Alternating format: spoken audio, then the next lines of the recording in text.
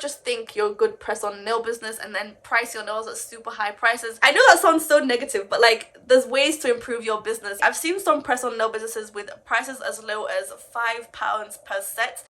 I guess it's finding the fine line between overinvesting in your business and then making losses by just buying too much. Hello guys, welcome back to my channel. Thank you so much for clicking another one of my videos.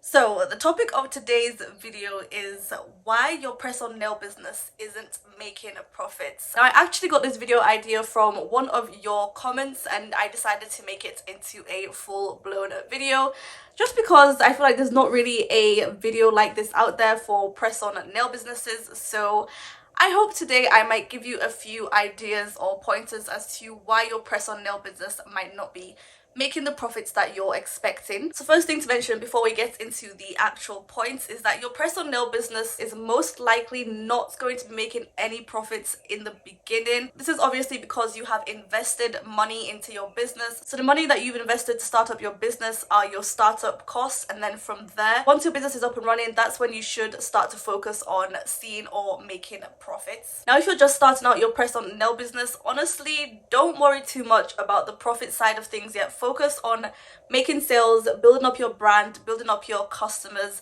That is what is going to get you to your profit. But if you have an already established press-on nail business and things are just kind of going slow, or you're noticing that whatever you're putting in, then this video might hopefully point out areas that you should focus on and try and improve in your business. So when I look back at my press-on nail business, I would say there are 4 main areas that I would focus on to try and improve to make profits. And those areas were: 1, buying too much without making enough sales; 2, buying too expensive; 3, underselling myself; and 4, overselling myself. Okay, so let's start with number 1, buying too much without making enough sales. So if you watched my video on how to price your press-on nails, which I'd recommend you do because I dive way more into detail into the pricing stuff, but in that video I basically said that I focused on making 20 sales. I figured out that 20 sales was enough for me to break even and then after that make profits. But as my business was growing and I was reinvesting more and more, honestly I may have got carried away with buying more and more supplies because everything I would see online was just so pretty. So say for example I was looking to buy more nail polishes. Whenever I'd be browsing for nail polishes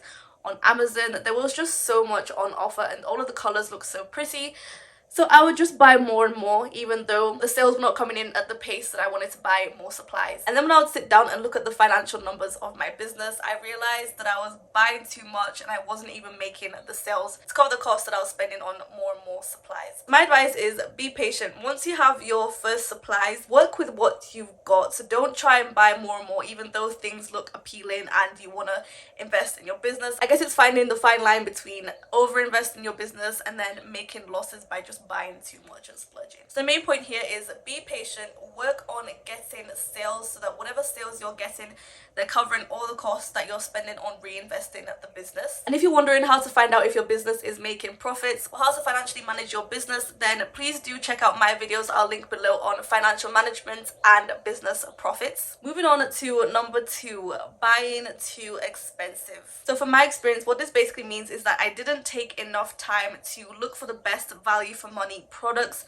So for example, on Amazon, when I was buying nail polishes, I would often buy them in the bundles, which a lot of gel polishes are sold in bundles. But because I was so new to gel, I didn't realize that you could buy single polishes. So when I bought my gel polish bundles, I would see a few pretty colors here and there, and those are the ones I would use the most. So those are the ones I would use in my business a lot, and then I would kind of ignore the other ones and then they would never get used. But then when it came to restocking my polishes, it meant I had to buy the whole bundle again and then just have those polishes that I use and those polishes that I didn't use. So now I have the problem of wasted polishes that I never got to use. So yes, as a beginner, I would recommend buying those bundle polishes because it just helps with the cost and everything. But honestly, looking back, if I just took the time to look at nail designs and the types of colors I would like to be using, then really and truly I should have just bought those single polishes and then I wouldn't have all that wasted product and I could just keep repurchasing those polishes that I use a lot. So basically it's like, imagine paying £20 over and over again just for like maybe 4 or 5 colors in a gel polish set. So yeah, if you're gonna buy anything in bundles, make sure that you're likely to use almost everything in that bundle. If not, see if it would be more worthwhile buying them as a single product, because whatever you buy and if it does well with your customers, you're gonna have to keep repurchasing that product at that price. price, which maybe down the line might be a bit costly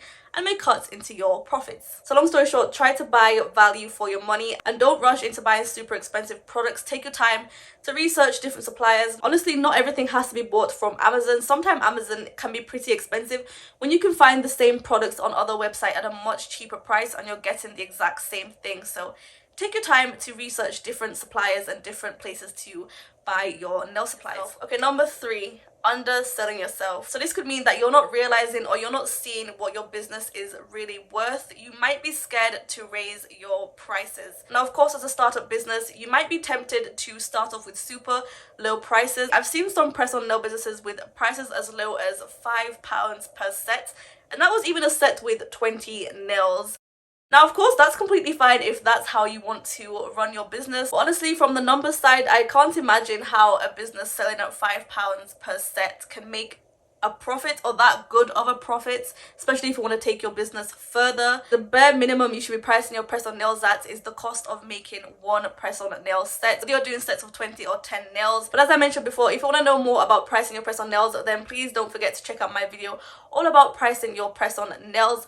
But yes, the bare minimum you should be pricing your nails at is the cost of making one set of nails. But even still, guys, don't undersell yourself. I have seen the most plain and boring sets go for as much as $40 to $50. It really and truly comes down to your brand and how you market your nails and the quality that you're offering to your customer. People can see quality and they are not afraid to spend their money on it. So if you have something genuinely good to offer, then customers will always be there to buy. So when you undersell yourself when it comes to your prices, you're not getting as much revenue as you potentially should and could. So that means your profits may be lower. And honestly, underselling yourself isn't just limited to your prices. You could be underselling yourself in terms of just believing in your business, believing in your brand and where you could take it in the future. Work on becoming more professional, maybe work on being a more luxury brand. You could be underselling yourself in terms of your branding. Just these really small things that really sets apart a business and makes a big difference. Number 4, overselling yourself. Now this one might hurt a little bit. This one hurt me a little bit. Overselling yourself is a real thing, guys. You really have to be self-aware. So for example, the times where I've made a set of nails and honestly, in the back of my mind, I know they're not exactly my best work, but just for the sake of posting, I might still go ahead and post and advertise it on my Instagram, and I would notice that my engagement would be so much lower. If you don't know, low engagement means that your post may not be shared to a wider audience on your Instagram. So that basically means less clicks on my profile, less clicks on my links to my website, and less sales. But there's also times where I make super good sets and I know they're good, and people go ahead, click on my website, and I get a bunch of orders. So sometimes you have to look at your business honestly and ask yourself, am I really using every opportunity to show my business at its best? And while you're not comparing yourself to other press-on nail businesses, do look at other press-on nail businesses as inspiration and see how they are showing the best of their business and try to apply that to yourself, because take it from me, customers can see the difference between a good business and a business that's not really pulling its weight. The hard pill to swallow is that maybe no one is buying from you because your nails are just not that good.